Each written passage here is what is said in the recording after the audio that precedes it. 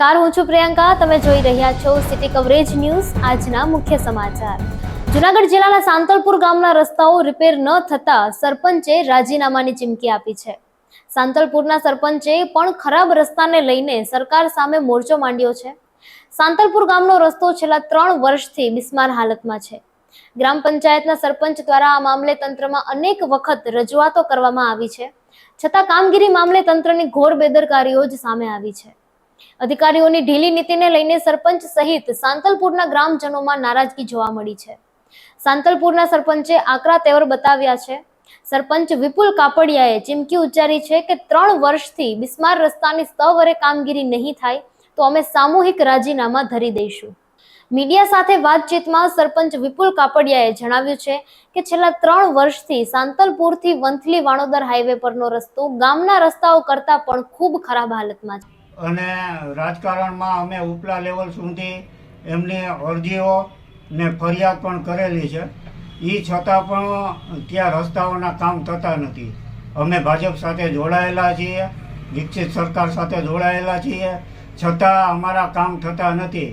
જો અમારા કામ ન થતા હોય તો અમે આ પદનું રાખીને શું કામ?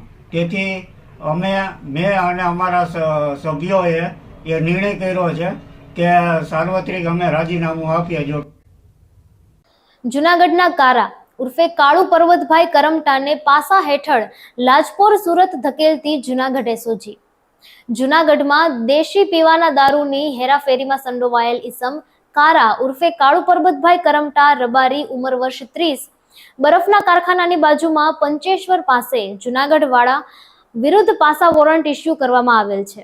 જે પાસા વોરંટ ઇસ્યુ થયા બાદ સામેવાળાને પકડી પાડવા માટે ક્રાઇમ બ્રાન્ચના પોલીસ ઇન્સ્પેક્ટર જે પટેલના માર્ગદર્શન હેઠળ પોલીસ સબ ઇન્સ્પેક્ટર ડી.કે. ઝાલા તથા પોલીસ સ્ટાફ વોચ તપાસમાં હતા.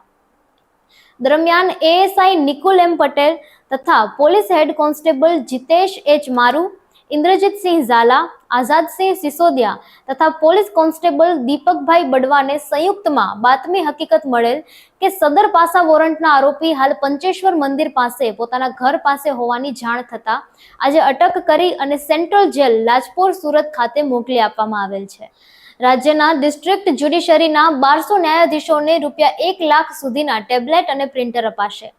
ગુજરાત સરકારે ન્યાયિક કાર્યપ્રણાલીને વધુ સુગમ, કાર્યક્ષમ અને ટેકનોલોજી આધારિત બનાવવા માટે એક મહત્વનો નિર્ણય કર્યો છે. કાયદા મંત્રી ઋષિકેશ પટેલના માર્ગદર્શનમાં કાયદા વિભાગે રાજ્યના ડિસ્ટ્રિક્ટ જ્યુડિશરીના 1200 ન્યાયાધીશોને ₹1 લાખ સુધીના ટેબ્લેટ અને પ્રિન્ટર આપવામાં આવશે.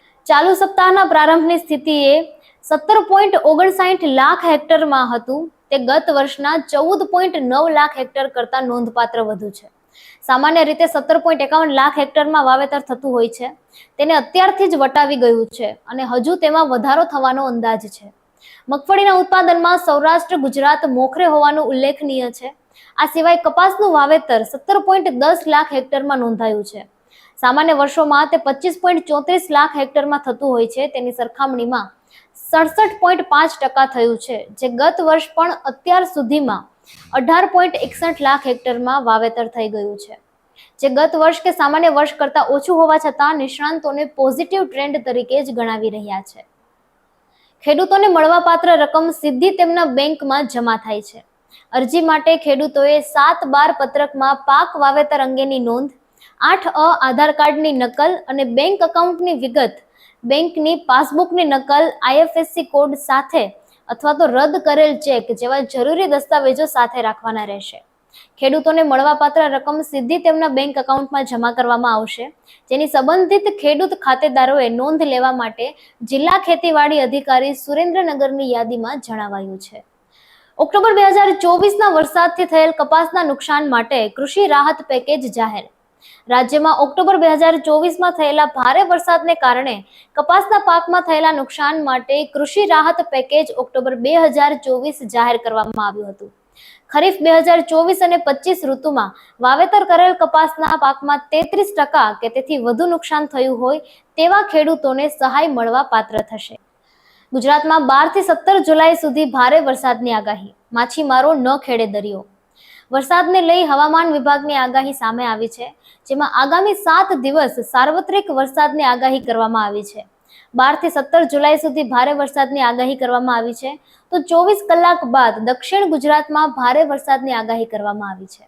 સૌરાષ્ટ્રમાં 13 જુલાઈ બાદ વરસાદની તીવ્રતા વધી શકે છે. સિટી કવરેજ ન્યૂઝના ડેઇલી અપડેટ માટે અમારી ચેનલને લાઇક કરો, શેર કરો અને સબસ્ક્રાઇબ કરો.